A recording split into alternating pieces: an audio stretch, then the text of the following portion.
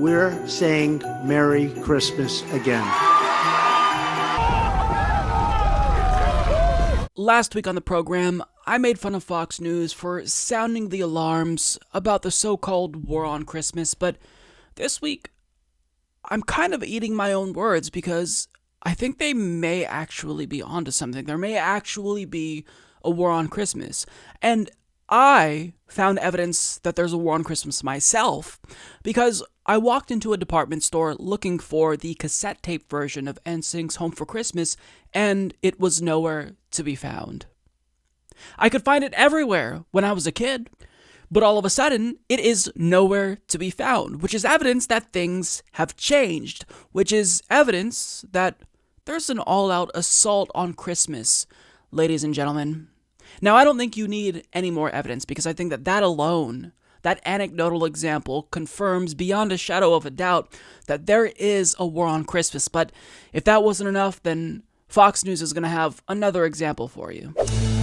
This year in the state of Illinois, in the Capitol building in Springfield, they now have added a Satanic statue to its official holiday display between a Christmas tree and a menorah. The sculpture, funded by the Satanic Temple of Chicago, depicts a hand holding an apple with a snake wrapped around it.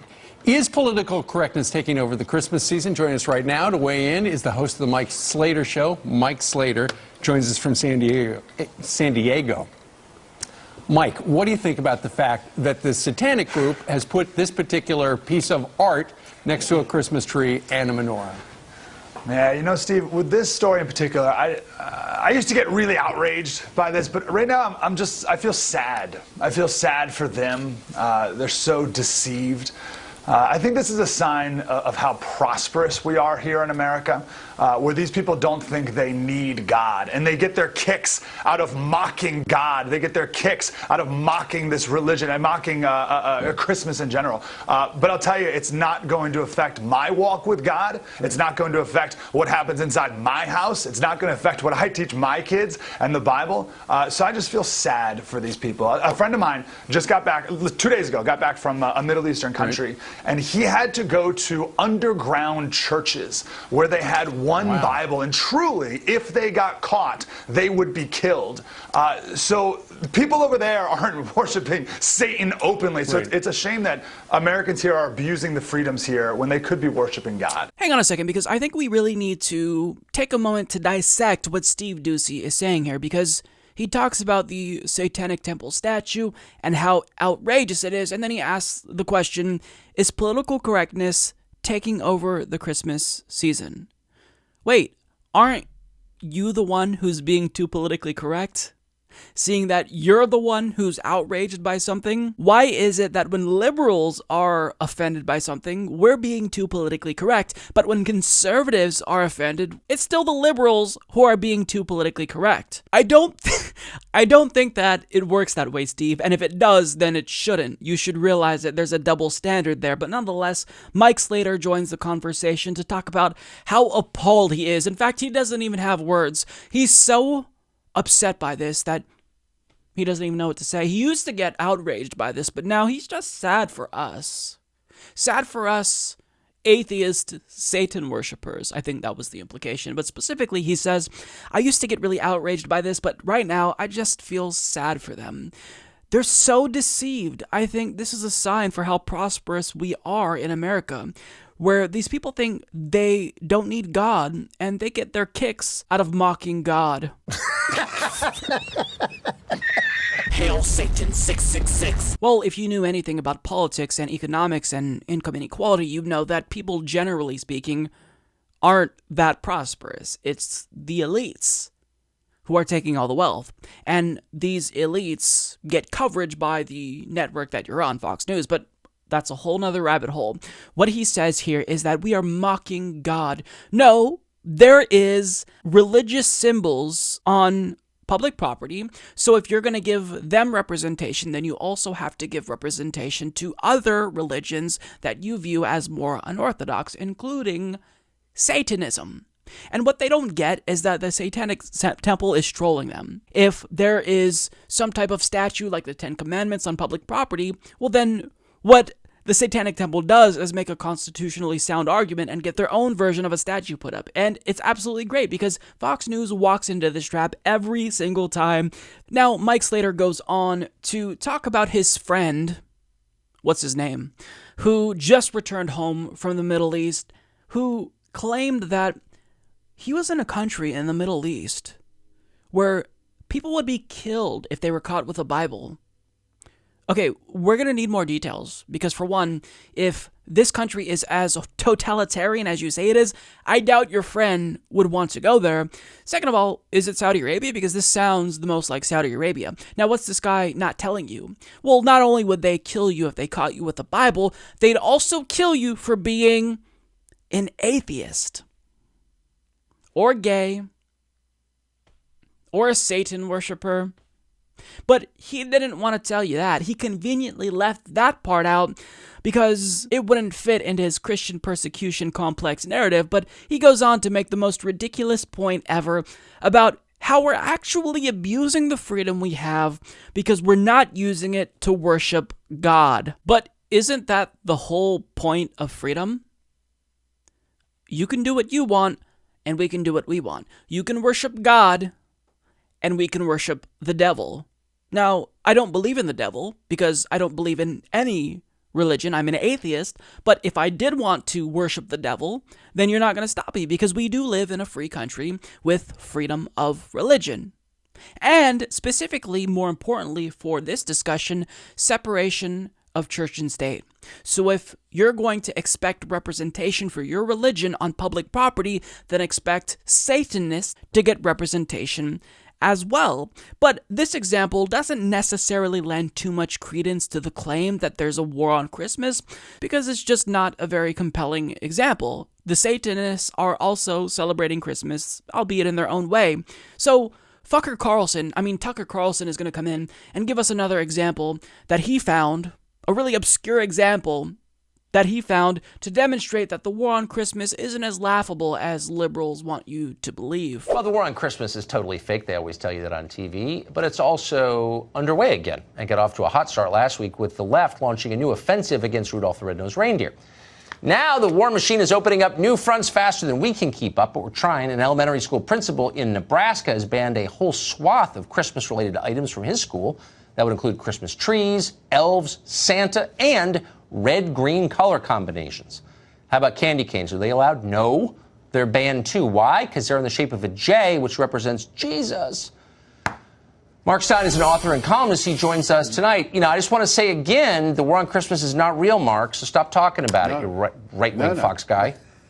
Yeah, entirely fictitious. Yeah. Okay, I'll bite on that and go back a couple of centuries, Tucker. The separation of church and state, when the founders came up with it, it's basically that they didn't want President Washington being the head of the Church of America as the Queen is head of the Church of England. That's it. They didn't want the Archbishop of Virginia sitting in the Senate as the Archbishop of Canterbury sits in the House of Lords. And like a lot of sane concepts, it's metastasized into something utterly insane. Okay, so was it just me, or did that last guy sound exactly like Kyle Kalinski's impression of elitist snobs? Bow! Bow your head to the wonderful John McCain, good sir.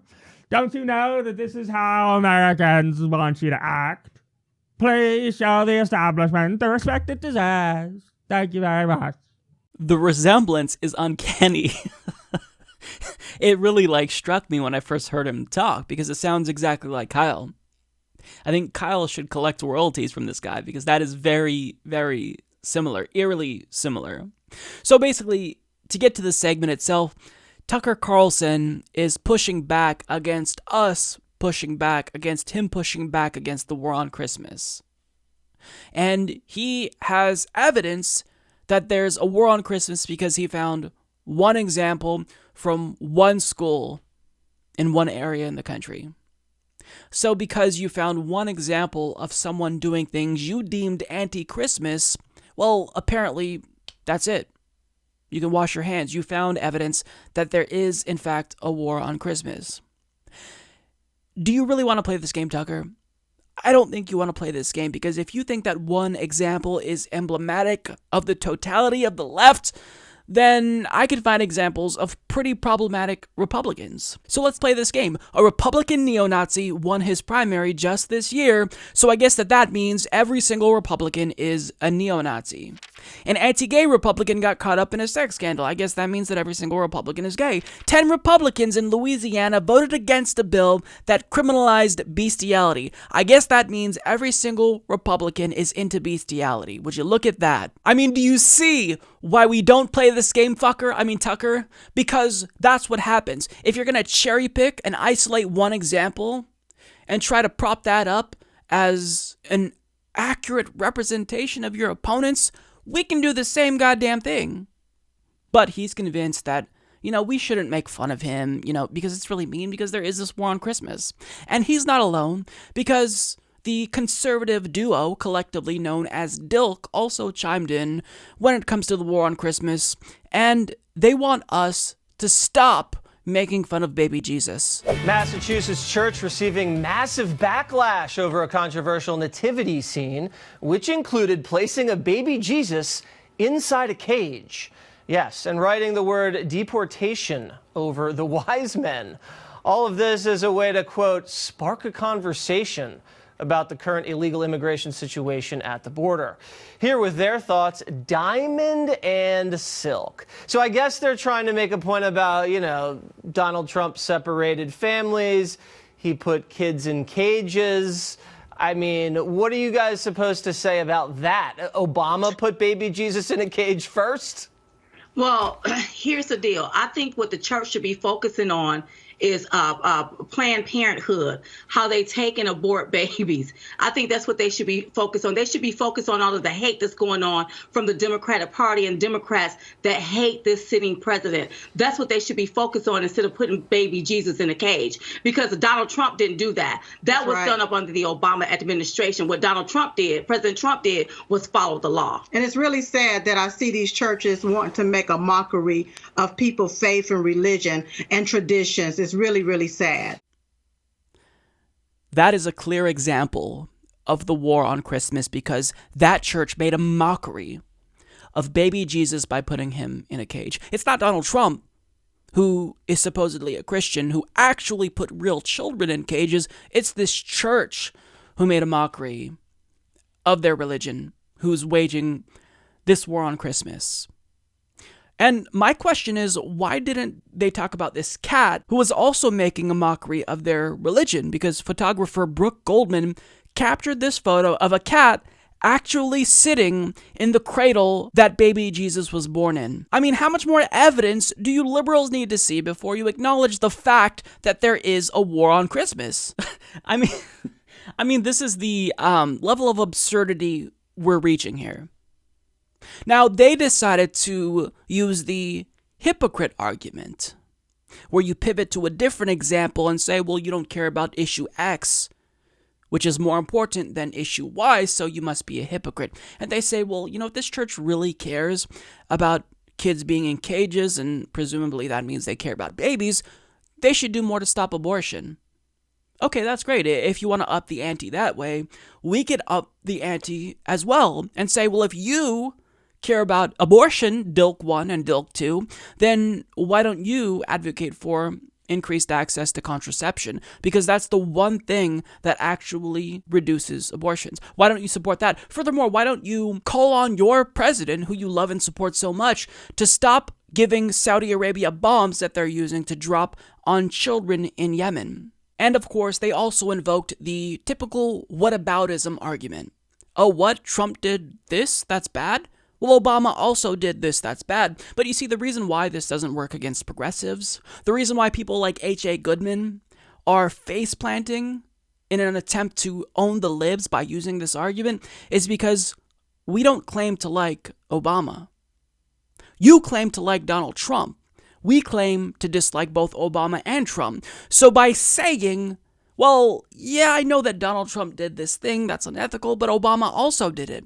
Well, if you dislike Obama and he did something that Trump is now doing, then shouldn't it just logically follow that you dislike Trump for doing what Obama did? I mean, it doesn't make sense to me. This is why whataboutism doesn't necessarily make for a compelling argument, because you're pointing out the flaws in someone the left supposedly supports in order to validate what Donald Trump is doing, but really, it should logically follow that you stop supporting Donald Trump because he's doing what the president who you don't like is doing. But I don't want to get too far off topic here, because the point is that there's a war on Christmas, or at least Fox News wants you to think that there's a war on Christmas. And if there's any example anywhere in the country, no matter how insignificant it is, you can count on Fox News to find it and exploit the shit out of it for political gain. Happy holidays, everyone. Support this podcast by becoming a patron at patreon.com/Humanist Report.